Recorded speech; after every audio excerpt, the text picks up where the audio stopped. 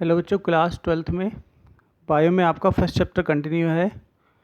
जीवों में जनन, रिप्रोडक्शन इन एनिमल, जिसका लास्ट सेगमेंट रह गया है वो आज आप कंप्लीट कर लेंगे। फिर बाद में मैं आप लोगों के व्हाट्सएप पे आपकी इसकी सोल्यूशन की वीडियो सोल्यूशन भेज दूंगा बच्चों।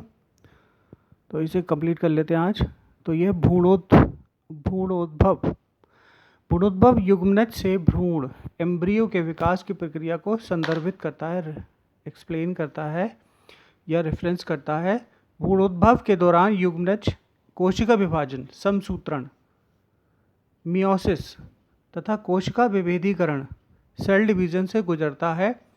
भ्रूण विकास के दौरान जहां कोशिका विभाजन से कोशिकाओं की संख्या में वृद्धि होती है, increase the number of cells, वही कोशिका विभेदीकरण से कोशिकाओं के समूह एक निश्चित रूपांतरण से होकर विशेषीकृत ऊतकों के अंगों की रचना करते हैं। तो they make so many different organ particle of the body, जिसके परिणाम स्वरूप जीवों का निर्माण होता है। आप पिछली कक्षा में कोशिका विभाजन तथा विभेदीकरण की प्रक्रिया के विषय में जान चुके हो। प्राणियों को अंडप्रजक, वाइविपोरस तथा सजीव प्रजक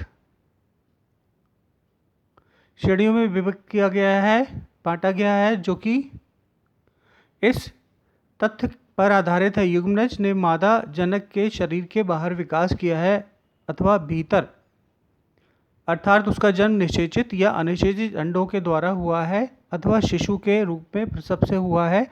अंडक प्रजनक प्राणियों जैसे कि सरीसृप तथा पक्षी वर्ग आदि के पर्यावरण के सुरक्षित स्थान पर निषेचित अंडे दिए जाते हैं, जो कठोर कैल्शियम युक्त कवच से ढके रहते हैं, जो एक निश्चित निवेशन अवधि के पश्चात स्फुटन द्वारा नए जीव को जन्म देते हैं। जबकि दूसरी ओर सजीव प्रजक में अधिकतर स्तनधारी, जिनमें मानव भी सम्मिलित है, मादा शरीर के अंदर युग्मनज विकसित होकर शिशु का विकास करता है और एक निश्चित अवधि अथवा विकास के चरणों को पूरा करने के बाद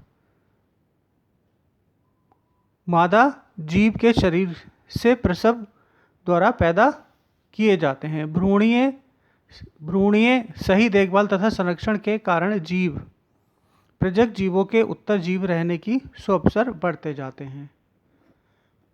पुष्पीय पौधों में युग्मनज का निर्माण बीजांड के अंदर होता है। निषेचन के पश्चात पुष्प के बाह्य दल, पंखुड़ी तथा पुंकेसर मुरझाकर झड़ जाते हैं।